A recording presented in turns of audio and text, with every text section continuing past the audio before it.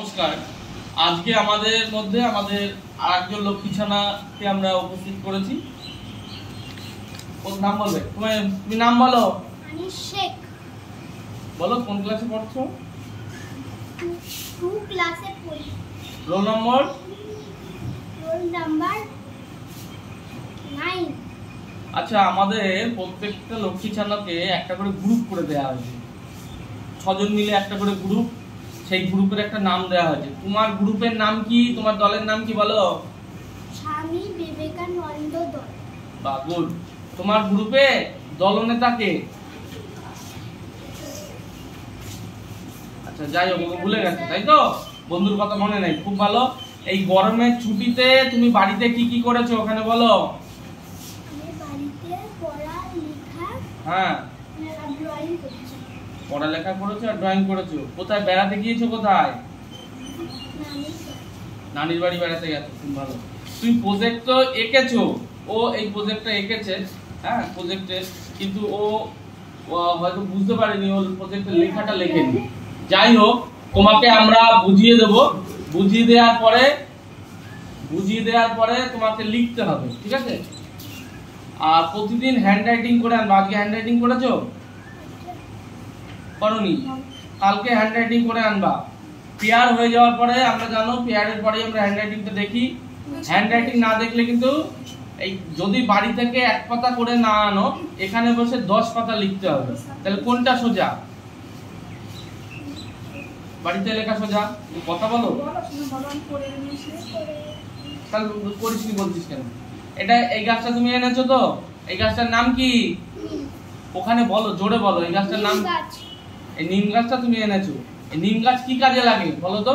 নিম গাছের উপকারিতা কি বলো ওখানে? নিম গাছের উপকারিতা গায়ে ঘষা,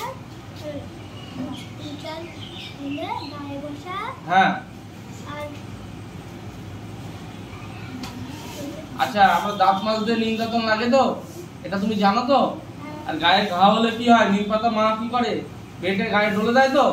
আবার অনেক সময় নিম পাতা আমরা খাই, পেটে কৃমি হলে নিম পাতা খাই। তোমরা খাই কি খাই না? বুঝতে পারছো? নিম পাতার রসও খাওয়া হয়। তুমি জোরে কথা বলবে। তুমি বড় হয়ে কি হতে চাও ওখানে বলো। পুলিশ। বা এই তো, এটা মনের ইচ্ছেটা খুব ভালো হয়েছে। এই ইটসাওয়ার স্কুলটা বলে দাও। ইটসাওয়ার স্কুল তুমি জানো তো? It's our pride. We must make it clean and green. যাই হোক, তুমি কিন্তু গরমের ছুটিতে পুরোটাই ভুলে গেছো। খুব ভালো। আবার ভালো করে পড়াশোনা করতে হবে, কেমন? ঠিক আছে, তুমি এসো। নমস্কার। আপনার ছেলের নাম কি? আপনি জোরে বলুন ওখানে। আপনার ছেলে কোন ক্লাসে পড়ে? রোল নম্বর কত? আচ্ছা, আপনি কি জানেন যে ও কোন দলে আছে? ওর দলের নাম কি? স্বামী বিবেকানন্দ দল। আচ্ছা, ও যে এই প্রজেক্টটা করেছে, এই যেটুকুই করুক, এই প্রজেক্ট কি আপনি করে দিয়েছেন না ও নিজে করেছে? ও একা একা করেছে। আচ্ছা, প্রজেক্টের সঙ্গে কিছু লেখার কাজ দেওয়া ছিল। লেখার কাজটা আপনি বুঝতে পারেনি, ও বাড়িতে বলতে পারেনি। ঠিক আছে। আচ্ছা, আমাদের বিদ্যালয়ে প্রতিদিন হ্যান্ড রাইটিং দেওয়া হয়। বাংলা এবং ইংরেজি হাতের লেখা দেওয়া হয়। এই হাতের লেখাটা প্রতিদিন ওকে করতে বলবেন, ঠিক আছে? আচ্ছা, আপনার ছেলের কিছু সমস্যা আছে। কি সমস্যা?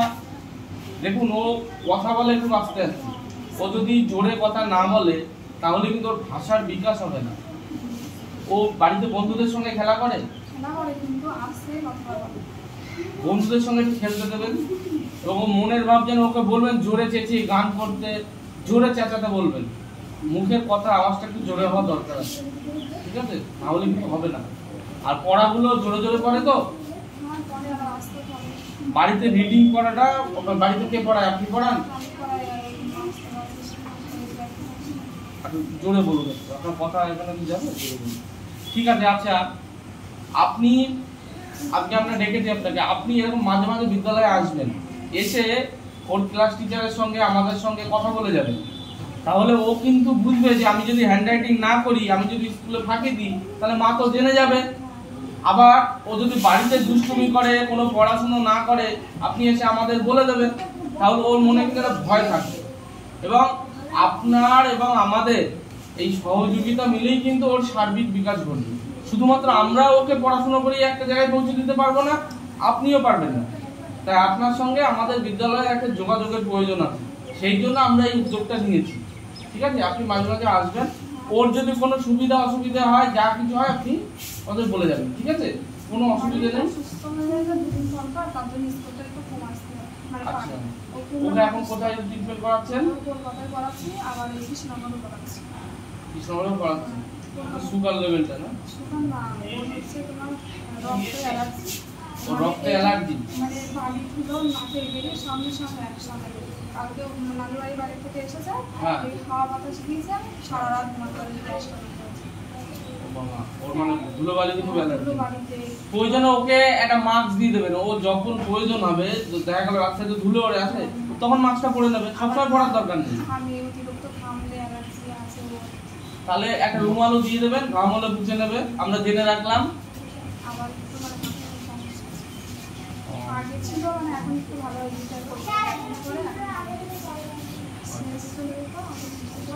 তার ওর মানে ডাক্তার বলেছে অত চাপ দেওয়া যাবে না, ওকে কোনো চাপ দেবেন না, কিন্তু মানে বুঝেই বললে হ্যাঁ ওইটা একটু হেসে খেলে করে নিতে হবে। দেখুন, আমরা বাড়িতে খুব বেশি কাজ দিই না, এক পাতা বাংলা হাতের লেখা দেওয়া হয়, এক পাতা ইংরেজি হাতের লেখা দেওয়া হয়, আর একটু নামটা দেওয়া হয়। এটা প্রতিদিনের কাজ। এবার ও হাতের লেখাটা একটু টুক করে করবে, ওটা সময় লাগবে না।